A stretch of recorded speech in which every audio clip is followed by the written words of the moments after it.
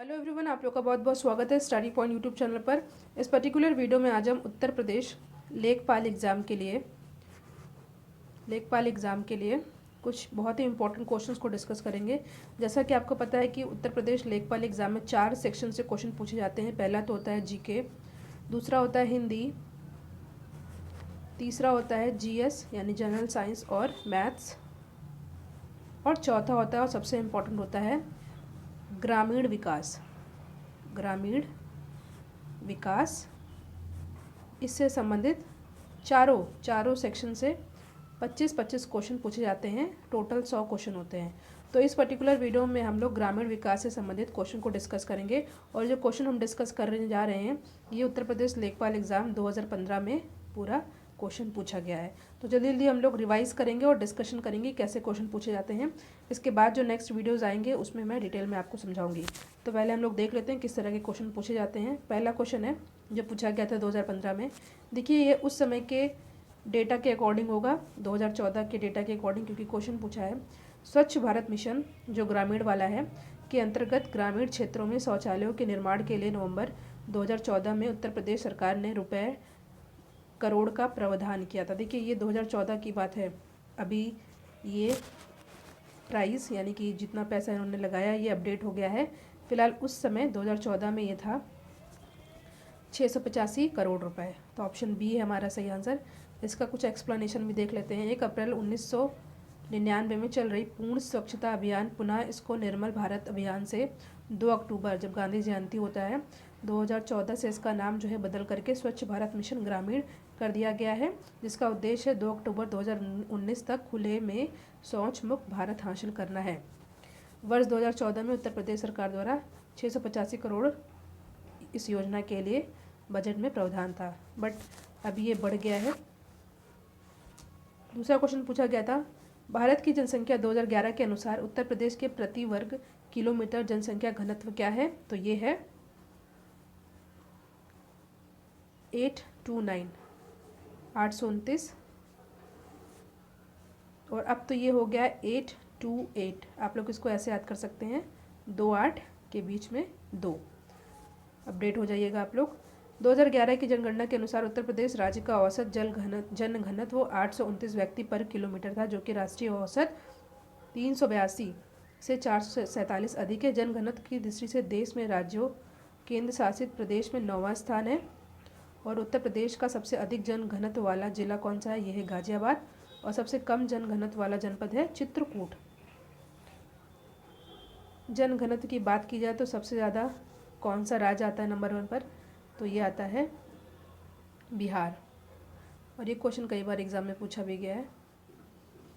अगला क्वेश्चन पूछा गया था राष्ट्रीय ग्रामीण पेयजल कार्यक्रम जिसको हम लोग NRDWP के नाम से जानते हैं के अंतर्गत 2022 तक देश में हर ग्रामीण व्यक्ति को उनके घरेलू परिसरों में या उनके घरों से क्षैतिज या ऊर्ध्वाधर दिशा में 50 मीटर की दूरी से कम पर कितने लीटर प्रति व्यक्ति प्रतिदिन पेयजल उपलब्ध होना चाहिए। तो ये है 70। ठीक है, इसका एक्सप्लेनेशन है, वीडियो पॉज करके आप लोग देख लीजिएगा। जल्दी जल्दी बस हम लोग देखेंगे आज के क्वेश्चन कैसे पूछे गए थे। अगला क्वेश्चन पूछा गया था उत्तर प्रदेश में 75 जिलों सहित कितने प्रमुख मंडल हैं। तो ये हैं प्रमुख मंडल हैं 18। देखिए एक और ज़िला बढ़ गया है, ये है शाहजहाँपुर। आप लोग अपडेट हो जाइएगा शाहजहाँपुर।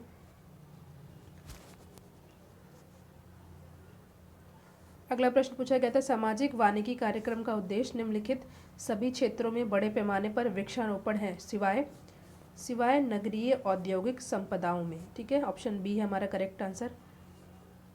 सामाजिक वानिकी कार्यक्रम का उद्देश्य फसल के लिए अनुपयुक्त सार्वजनिक भूमि पर सड़कों पर एवं रेल पटरियों के साथ साथ निम्नीकृत वन आरक्षित क्षेत्रों में बड़े पैमाने पर वृक्षारोपण करना है।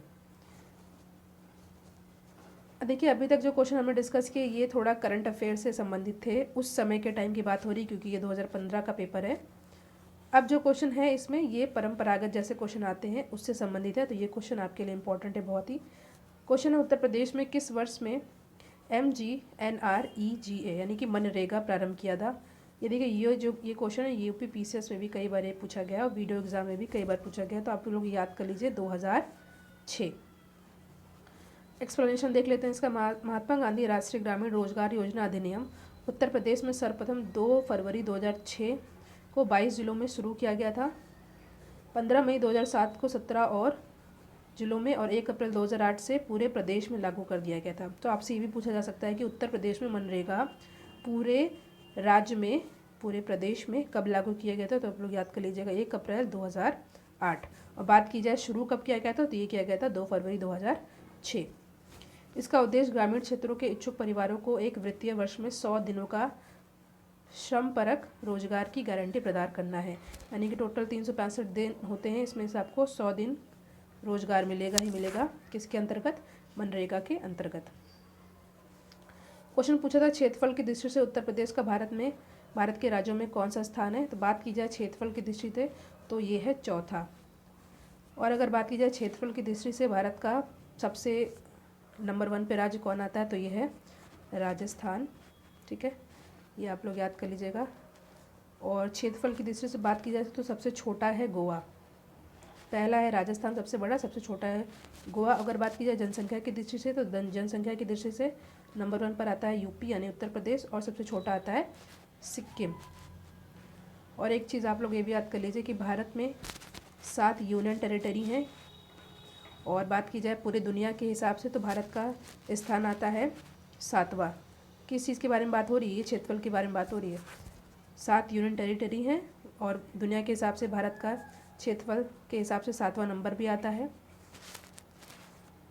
और पॉपुलेशन की बात की जाए, जनसंख्या की बात की जाए तो भारत दूसरे स्थान पर है, पहले पर है चाइना। क्षेत्रफल की दृष्टि से उत्तर प्रदेश का भारत में राजस्थान, मध्य प्रदेश व महाराष्ट्र के बाद चौथा स्थान आता है।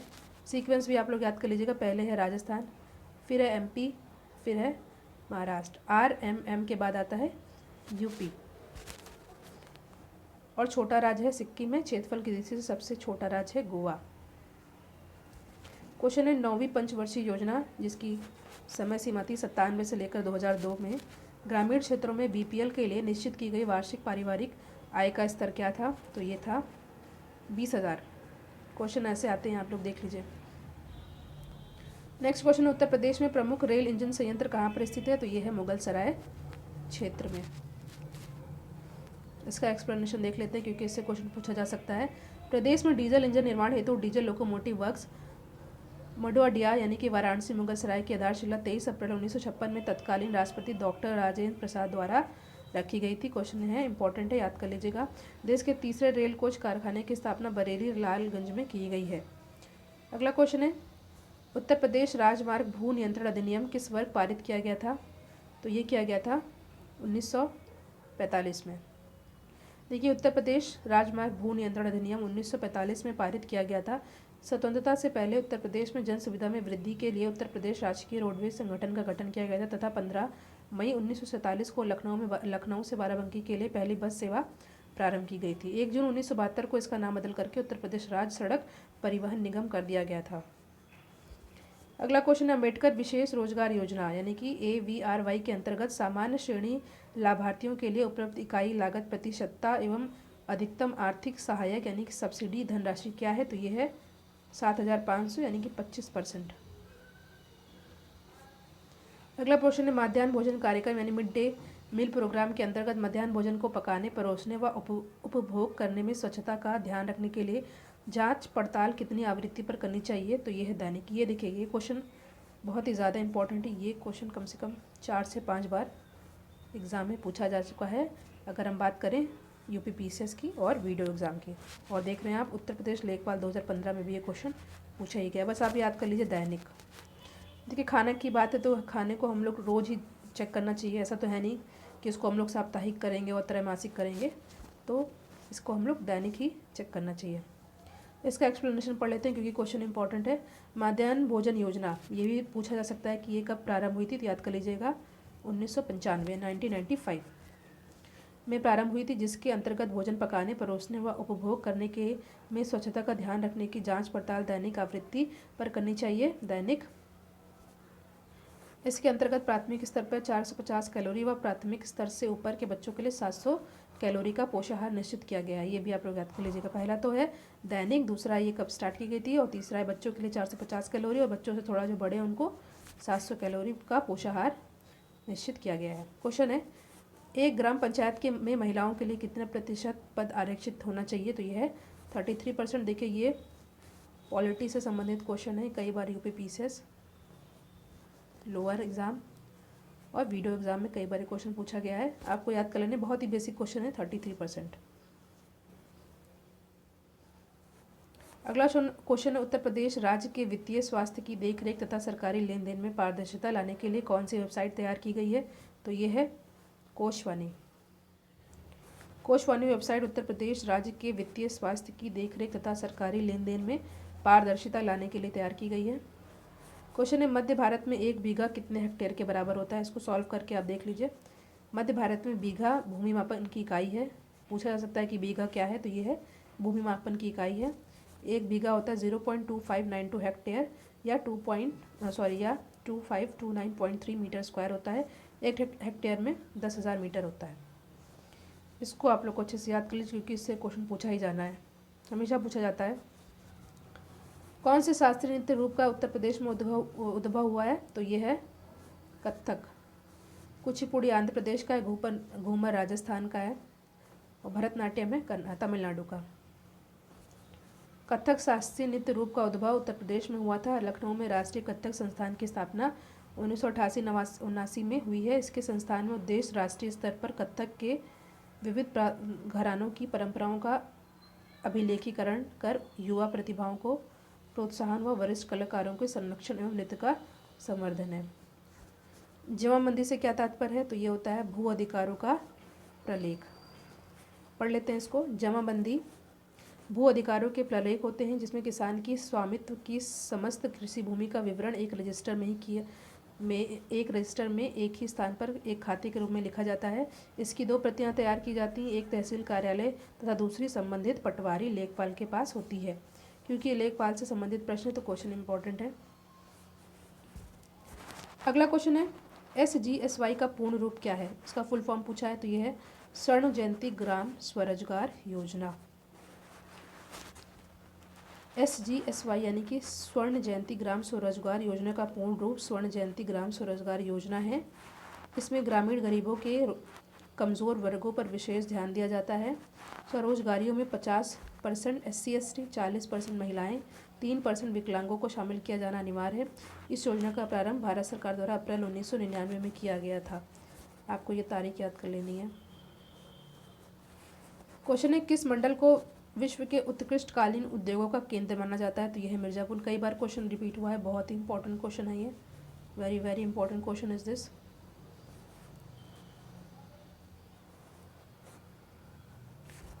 ये आप एक्सप्लेनेशन देख लीजिएगा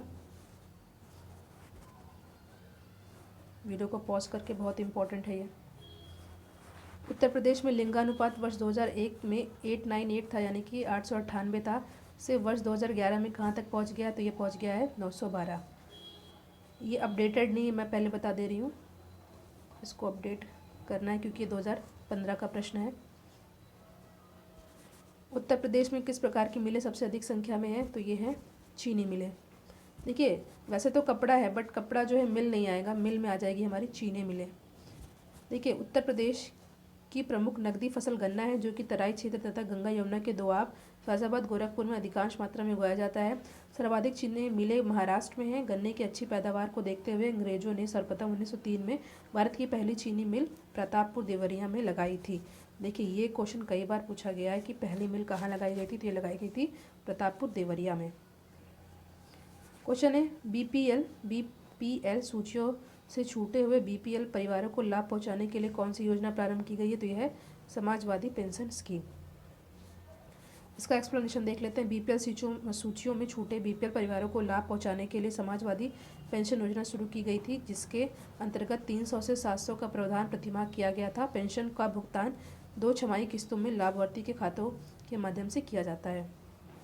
98 क्वेश्चन है, यानी कि 23वां क्वेश्चन है। टोटल 25 क्वेश्चन है, इसमें हम डिस्कस करेंगे। 23वां क्वेश्चन है, निम्नलिखित में से कौन सा एक उत्तर प्रदेश राज्य के अधीनस्थ न्यायिक सेवा के रूप में कार्य करता है? तो यह है इटावा जिला न्यायालय। बहुत इंपॉर्टेंट क्वेश्चन है यह। क्वेश्चन है, ब्रिटिश शासन के दौरान उत्तर प्रदेश में भूमि पंजीकरण किस अधिकारी द्वारा किया जाता था? तो ये किया जाता था काजी द्वारा। ब्रिटिश शासन के दौरान उत्तर प्रदेश में भूमि पंजीकरण काजी के द्वारा किया जाता था। आधुनिक समय में यह कार्य पटवारी यानी कि लेखपाल द्वारा किया जाता है। कई बार क्वेश्चन रिपीट हुआ है ये। क्वेश्चन है, राज्यसभा में कितनी सीटें उत्तर प्रदेश से हैं? तो ये हैं 31। राज्यसभा की सीटों का परिसीमन 10 लाख की जनसंख्या के आधार पर किया जाता है, जो कि वर्ष 1971 की गणना पर आधारित है। राज्यसभा की कुल सीटें 250 हो सकती हैं, जिसमें उत्तर प्रदेश में सीटें 31 हैं। वर्तमान समय में 245 सीटों पर निर्वाचन होता है। देखिए, ये क्वेश्चन थे ग्रामीण विकास से संबंधित। टोटल 25 क्वेश्चन को हमने डिस्कस किया, जो कि 2015 के लेखपाल के एग्जाम में पूछा भी गया था।